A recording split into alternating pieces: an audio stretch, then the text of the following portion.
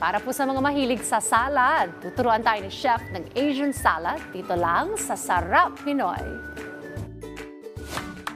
Ang salad ay isang paboritong pagpipilian ng mga taong naghahanap ng masustansyang pagkain. Isa na nga sa popular na uri nito ay ang Asian salad.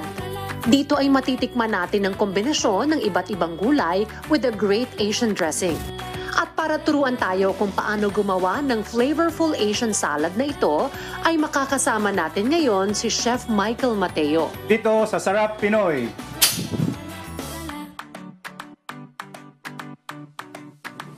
Bago simulan ni Chef Michael gawin ng Asian salad, ay una na siyang nag-spray ng mantika sa grill pan. Then, ilagay natin ang hipon.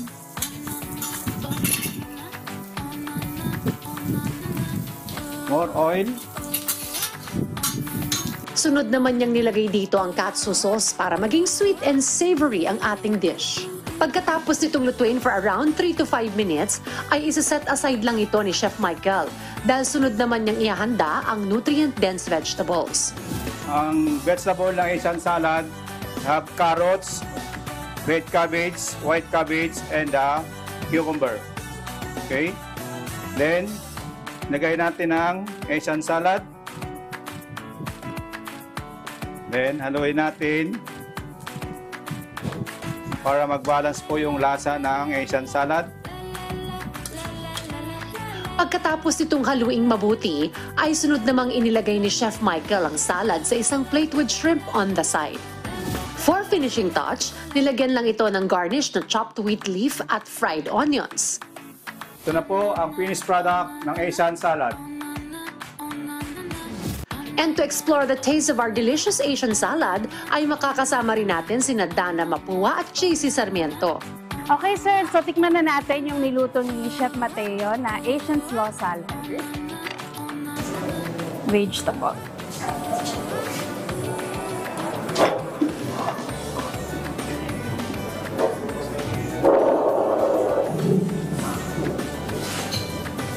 Yung vegetable niya, crispy, so it means fresh pa rin.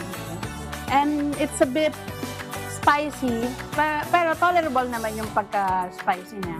So, gusto ko yung pagka-sweet, salty and spicy nito sa salad. And tama ka, yung freshness yung vegetables dahil crunchy siya. Alam mo na fresh yung vegetables and bagay na bagay siya dun sa shrimp.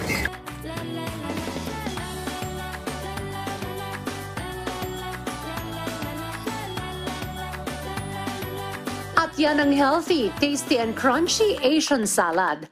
Panibagong dish na naman ang natutuhan natin na hindi lang swak sa ating panlasa, kundi perfect rin para sa ating kalusugan. At kung may gusto naman kayong balikan sa mga nakaraan nating episode, maaari nyo yung bisitahin sa aming official social media accounts at Rise and Shine Pilipinas sa Facebook, YouTube at Instagram, habang RS Pilipinas naman sa TikTok at X.